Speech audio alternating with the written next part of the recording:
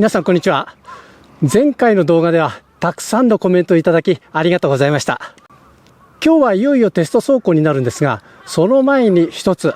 いろいろコメントをいただいたんですが、勘違いしている方が多かった。その内容というのは、バイクでトレーラーを牽引したら制限速度は25キロだよとか、126cc を超えるバイクでもトレーラーを牽引したら30キロだとか、あとそもそもバイクでトレーラーを牽引したら高速道路は走れないぞとか、多分そういったコメントが寄せられるかなと思ってはいたんですが、その数の多さがすごくて、それを見た他の視聴者さんに間違った認識を植え付けてしまうということで、今回はテスト走行の中でこれで高速を走ります。で、一応念のためネクスコ東日本の方に確認したら、バイクでトレーラーを牽引して高速道路は走れますと。で、気になったのが料金区分ですね。トレーラーを牽引した時料金はどうなるんですかって聞いたら、バイクの2軸に対してトレーラーの軸数、これだったらバイクが2軸、それからトレーラーが1軸で3軸になるんで、そうすると普通自動車の料金になりますっていうことでした。ということなので、この後高速道路に乗っていきたいと思います。それでは行ってみよう。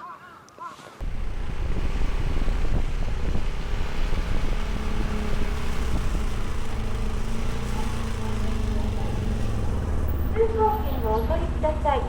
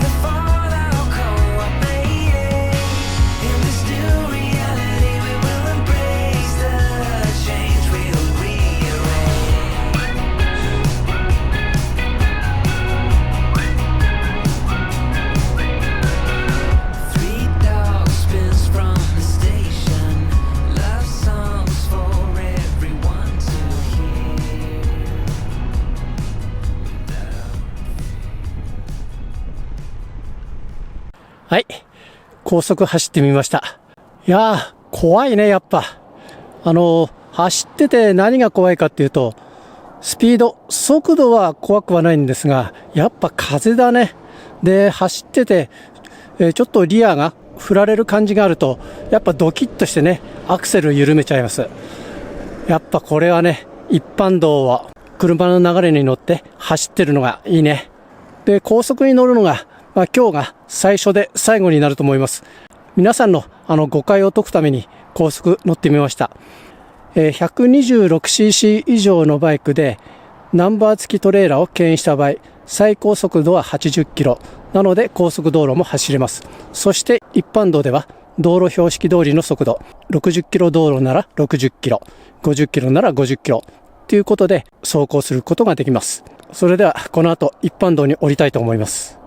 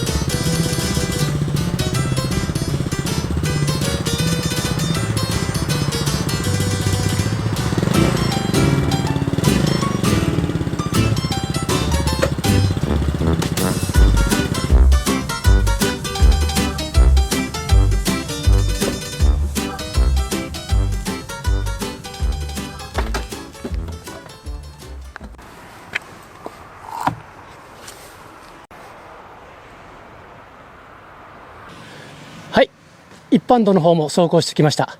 走行した感じ、道路の制限速度範囲内で車の流れに乗って走っている分には全然問題ないんですが、ただこの前と後ろの重量バランスがすごく繊細なんですね。先週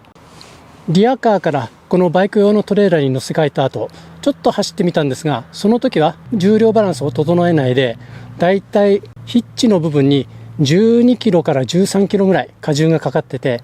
目指しているところが9キロだったんで、ちょっと重いかなと思ったんですが、その時も不安は感じなかったんですが、今回このバンクベッドの部分に当たるところに荷物が置いてあるんですが、これを全部後ろの方に持ってきました。そうしたところ、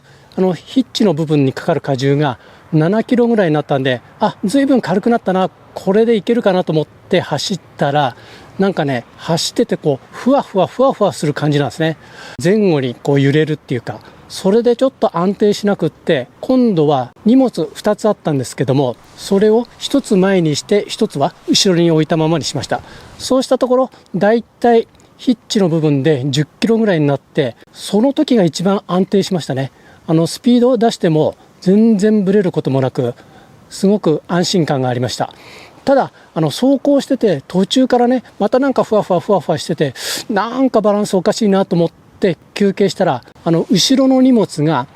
タイヤハウスに寄せて積んでたんですが、それが一番後ろの壁まで移動してて、それで後ろの方に若干荷重が増えて、それでふわふわした感じになったかと思います。なので走行するとき、荷物積むときは必ずスケールでヒッチの部分を確認しながら走らないと怖いなっていう感じをしました。今回は一般道、それから高速道路も一区間ですが走ってみました。ということで今回の動画はこれでおしまいにしたいと思います。それではまた次の動画まで。